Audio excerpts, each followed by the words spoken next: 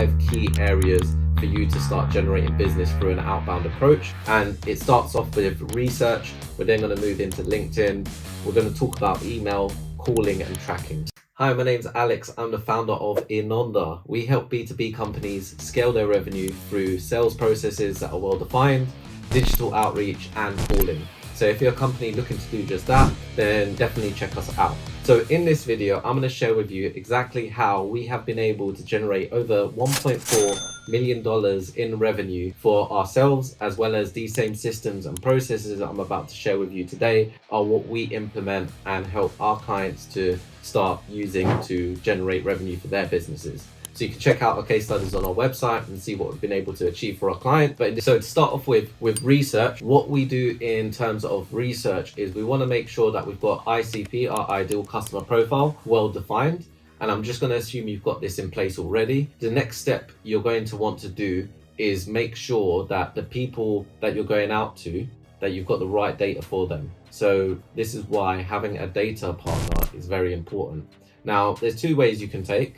If you're very technical, you can learn how to scrape websites. You can learn how to use different APIs to connect data partners or providers up and amalgamate data into one location. But in most instances, it's a lot of an ask to get that to work, as opposed to just using a premium data partner. So for us, for example, we use Cognizant. And the reason why we chose them is because it took a lot of time and effort to get information from different data sources, as well as the data quality not being to the highest level that we would want.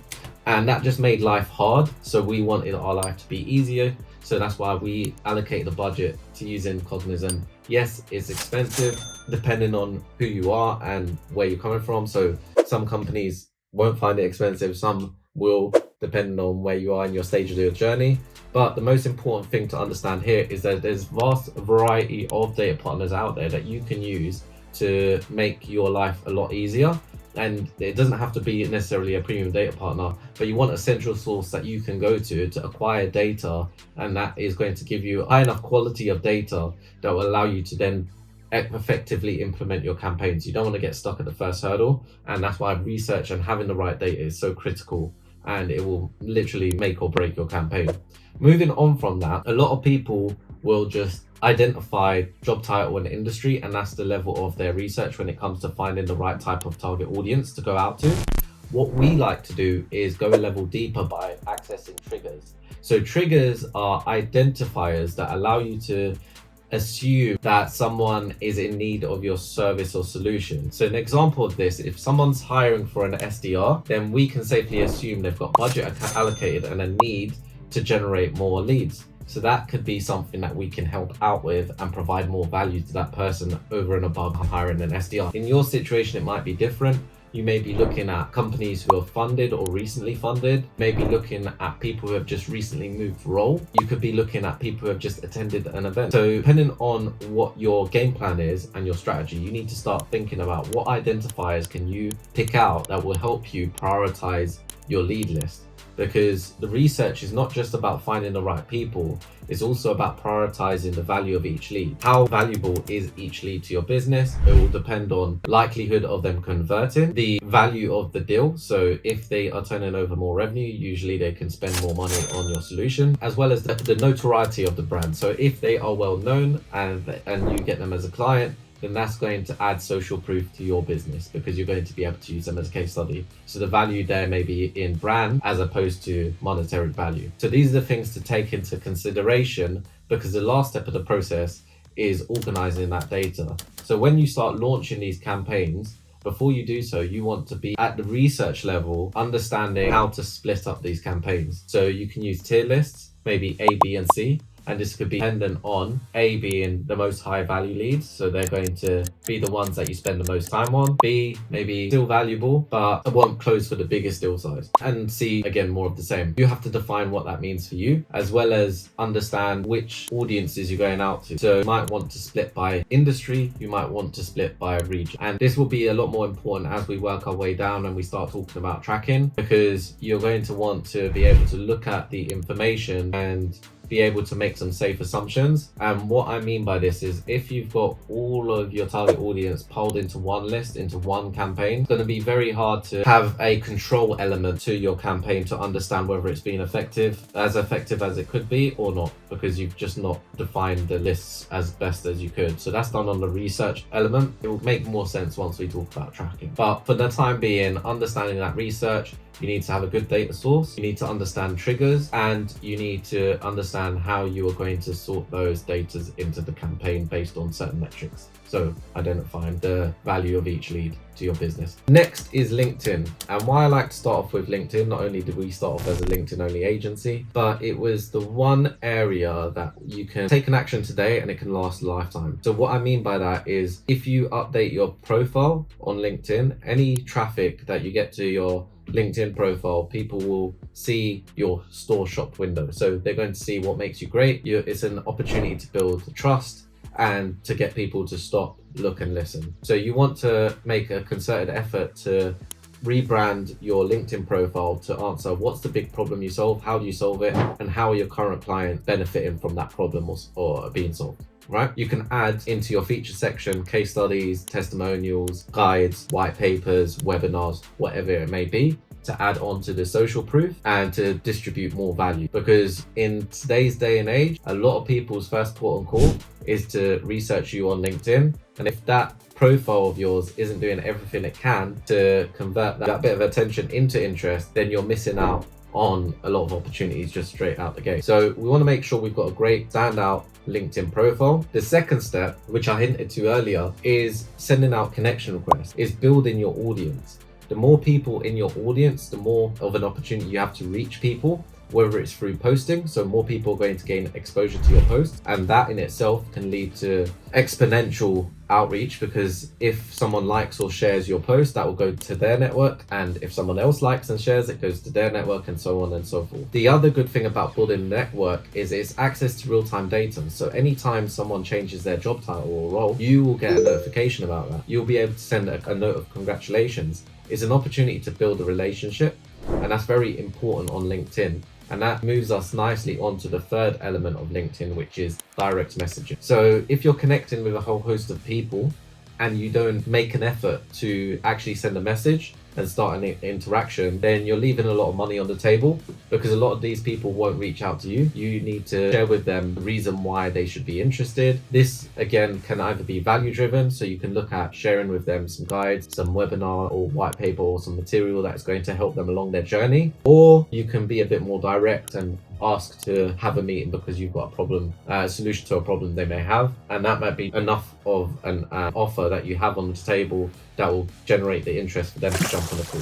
Depending on your business and the strategy you want to implement for yourselves, it's going to determine which route you take. But for LinkedIn, if you do that consistently, which is connecting with people on a day-to-day basis, make use of the LinkedIn limits, which if one day you don't use them, they're gone for life. So you miss out on an opportunity to build that network. And two is having engaging conversations with your network. You're going to see lead come as just doing that alone. You just doing those two things, you're going to see some opportunities pop up, and you're going to be able to leverage those opportunities and win new business. Now, moving on to email. The reason why we leverage email is because what we find, and statistically out there, it takes around 7 touch points to get someone's interest. So if you've already done research on the top end and you've identified all of these ideal prospects, and if you're just using LinkedIn alone, then there's a lot of people that won't just be on LinkedIn and they're more receptive to email. Not only that, but with email, you have the ability to reach far greater numbers. So on LinkedIn, you have to wait for someone to connect before you can send them a message.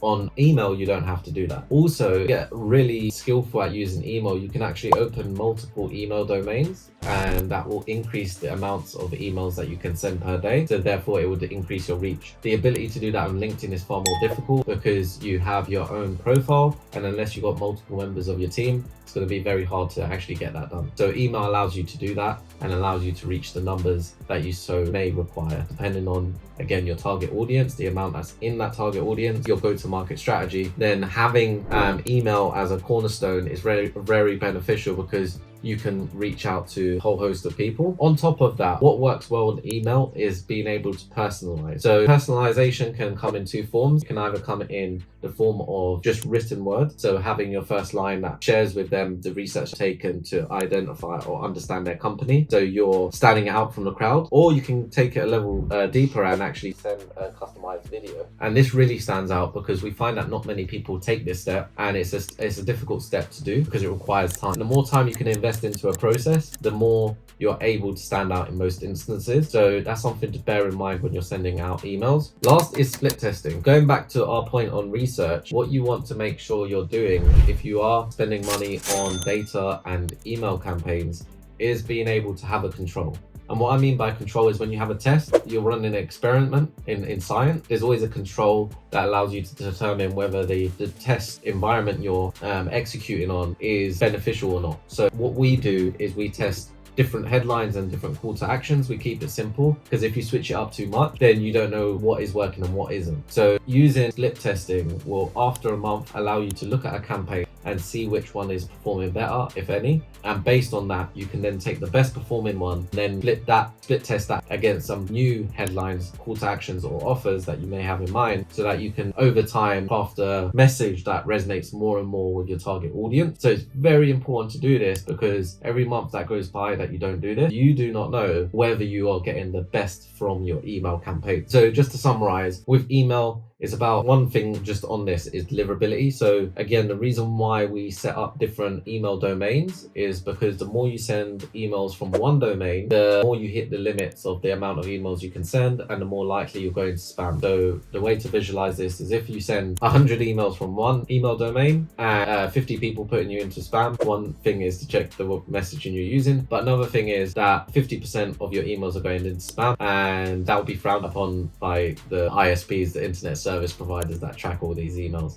But by splitting it up across 3 email domains and you're sending 30 across each, then you're not sending too many emails. And even if you still get the same amount of emails being put into spam, it doesn't look as bad as just one email in the same instance. So deliverability is something that is important. A lot of companies out there will send from their main domain, and this is something that is definitely frowned upon. I wouldn't suggest it or recommend it because I've had instances where very big companies have been doing just that, and then their whole team haven't been able to deliver their emails to their clients or customers or to other members of the team just because their main domain has been blacklisted by the ISP. So you want to make sure that you're setting up email domains that are separate to your main domain. So what I mean by that is if your company is Inonda, you have partnerinonda.com, and then you'll have alex@partnerinonda.com rather than inonda.co.uk as the main email address that you send from. So hopefully that makes sense. Well, we've covered deliverability, we've covered personalization, and we've covered split testing. So those are the 3 elements of email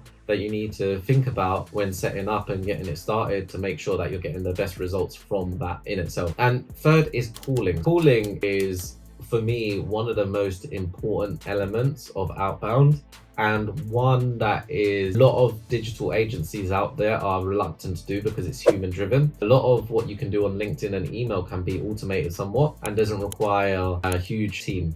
However, with calling, you do need to have someone that is full-time on one campaign because they need to give it their undivided focus and attention. And this is where a lot of companies actually fail at getting the most from their campaigns, because through the emails you send, there'll be a lot of engagement. So if you've got any good email sending tool, it'll tell you the open rates and the click-through rates, and it will tell you how many times someone's opened an email. So in some instances, someone won't reply, they're like a lurker. And I know everyone's been that lurker at some stage in their life where you've seen some content, you're following someone, and you watch it religiously, but you don't reach out and take the next step. And all it would take is for them to reach out to you and actually take that initiative for you to then become a customer of theirs. And that's what happens with email campaigns. You see a lot of people opening the emails 5 times, 10 times and not respond. And it would just take that caller to pick up the phone, have a conversation with that person and understand their needs and what they're looking for, to then book them into a meeting, and then for that meeting to turn into a new client, a new relationship. So you might be just one call away.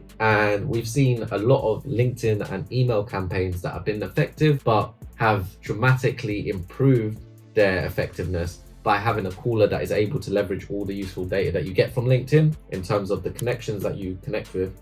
A portion of those, about 30%, will leave their phone number. So those are people that you can connect and say, hey, we connected on LinkedIn, great to reach out, and that will lead into a meeting, as opposed to it just being another contact in your contact list that doesn't respond to your messages. And the same with emails. So there are people that will click through, they'll spend time on your website, they'll take in and consume your content, and just by having that person who can make a call and connect the dots, that will turn it into a person that will be welcomed into your business. So the main elements that you want to focus on with calling is just leveraging the data, but also making sure that the caller understands that it's not just about booking in meetings, it's about developing relationships, and not everyone is there right ready now to buy. So it might be 3 months, it might be 6 months down the line, but what you don't want to do as a caller is live Groundhog Day. And what I mean by that is repeating the same day over and over again. You want to get good at creating tasks and creating a pipeline for yourself based on people who have said to you, look, today's not the right time, but reach back out to me on this date and we can have another conversation. As well as people who refer other decision makers and say, look, this is not under my remit, this is the person you need to speak to. If a caller gets good at that, they'll build up their own pipeline and they'll have to do less cold calling, and they'll do more warm calling of people who they've already spoken to, and over time they'll deliver more meetings and more value to the business. Coupled with the fact that they will be tracking engagement across email and across LinkedIn, that will give them a nice warm set of leads to go after, to convert into meetings into the diary and help to close more business on the back end. Qualifying is just as important. So on that same sentiment, you don't want to book in just any meeting. And this is where calling really wipes the floor with email and LinkedIn, because leads that are generated or meetings that are generated through these mediums don't necessarily live up to the qualifications that can be done through calling. Calling is real-time feedback. You're having real-time communication, and this communication can be personalized specifically to the person you're speaking to, and you can have a conversation that asks questions and get information that you would otherwise not have by LinkedIn or email. And it's very important if you're someone that is time constrained and you can't have every meeting in the world. You need to have the creme de la creme of meetings, because the sales process for you is time cumbersome. So it takes a lot of time to set up a proposal, to follow up on the pipeline that you have in place, and to close new business, develop rapport and relationships, and do all that great stuff. So having someone on the front end that is able to qualify the leads and only present you with the best quality leads is going to be very useful in terms of your time and your ability to convert more, because you're spending more time on the pipeline that you already have, as well as quality leads coming in through the front end. So you want to make sure that you have good qualifying questions that will allow the prospect that the caller is speaking to elaborate on their current situation, to define their problem that they're facing, and to see if there's a need for their solution and how high priority that need is, so that when you get a meeting from that caller, you know that it's going to be 10 out of 10. And that can supplement into email and LinkedIn. So some of the reasons why LinkedIn, email, and calling is like the holy trinity of outbound sales is because it leverages on each other. So if you're sending out an email, for example, what you can do as a cool strategy is send a LinkedIn connection a few days later saying, hey, I just thought I'd put a face to the name. And that's going to speak volumes, because the person receiving that will see that you've made an effort and it's a bit outside of the normal that you get off LinkedIn. Also, on top of that is the fact that you've got all of this data on the back end that you've got from your LinkedIn and email campaigns that are not being put to use if there's a caller not calling, and sorting the value of those engaged leads out. So having conversations with these leads and determining whether they're the right fit for now, and if they're not, building a task pipeline for themselves to then build momentum and build a snowball effect where it gains traction and it gets bigger and bigger as time goes on. The last step to this all is around tracking. So as mentioned in the email split testing,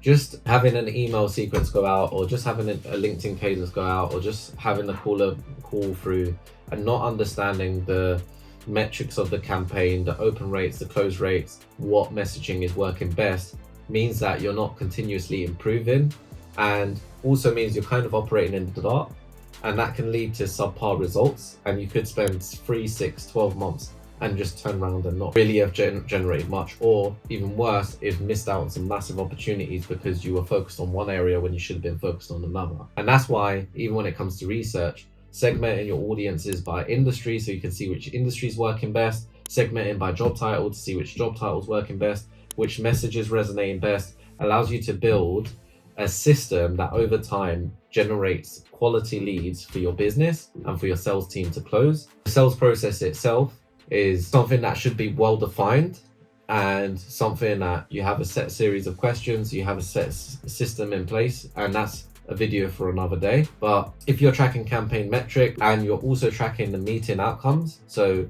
after each meeting's been booked, how good the quality was that meeting, what could have been done better, what was missing, if it wasn't a good quality meeting, what was missing from it that could make it into a good quality meeting. So then off the back of that, you've just given the caller the information they need to then further identify the right opportunities that leads to higher conversion rates on the back end, because you've qualified the leads that come in at the front end to a high level. That means having less meetings and welcoming on more clients, which is a great situation to be in. And lastly is reviews. So you've got these campaign metrics, you know the quality of the meetings, which ones were good, which ones needed improvement. You then need to set aside time every month, every week preferably, to go through these metrics and understand what they tell you about your current structure or campaign and what can be done to improve them and what further tests need to be taken to get you to a point where you've got a machine that at the end of this will allow you to put a marketing budget, an advertising budget, knowing safely that any leads that come from this marketing budget, you know they're going to get the right messaging because it's already been tested organically, but also they're going to get nurtured and serviced in the right way. So then you can spend less money on advertising and close more business because you've got a system that has been pre-built for your success. So that's how you can implement a 5-step process into your business to start closing business right away and have a system, more importantly, that will increase the bottom line value of your business and will attract more investors and will get people knocking on your door because you've got a system that is printing money. So with that said, I hope that's been of value to yourselves, and I'll be doing more videos of these in the next few weeks. So bye for now.